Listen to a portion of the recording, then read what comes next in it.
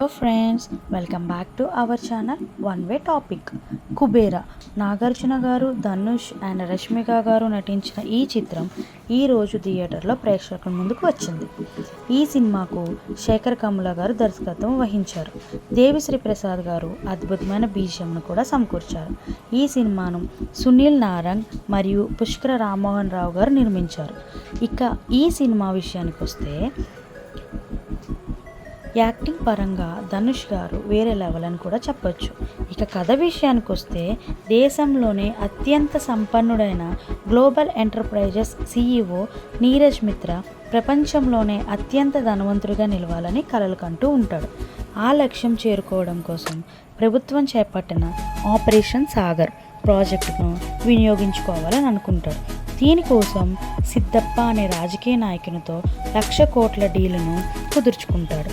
ఈ మొత్తం డబ్బులో 50,000 కోట్లు బ్లాక్లో, మిగిలిన 50,000 కోట్లు వైట్లో ఇవ్వాలని సిద్ధప్ప గారు నీరజ్కు షరతు విధిస్తాడు.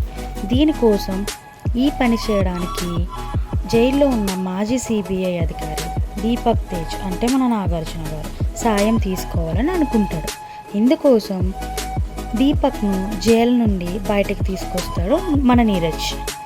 దీనికి బదులుగా 1,00,000 కోట్ల వ్యవహారంలో సాయం చేస్తానని దీపక్ మాటిస్తాడు.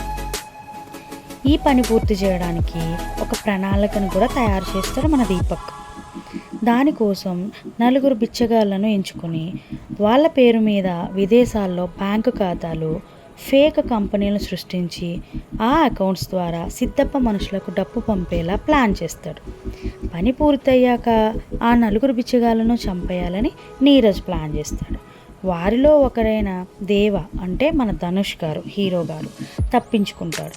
దీంతో తన కోసం తన బ్యాంకు ఖాతాలో ఉన్న 10,000 కోట్ల కోసం నీరజ్ గ్యాంగ్ వెతుకుతూ ఉంటుంది. వీళ్ళ చేతికి దేవ దొరుకుతాడా లేదా? అసలు కథ ఏంటి? దేవ అసలు పిచ్చగాడ్ల ఎందుకు మారాడు? నీరజ్ గ్యాంగ్ నుంచి దేవాని కాపాడడానికి దీపక్ ఏమైనా సహాయం చేస్తాడా? దేవ జీవితంలోకి సమీర అంటే రష్మిక గారు ఎలా వచ్చింది? తన ఖాతాలో ఉన్న 1,000 కోట్ల డబ్బును దేవ ఏం చేశాడు అన్నదే మిగిలిన కథ.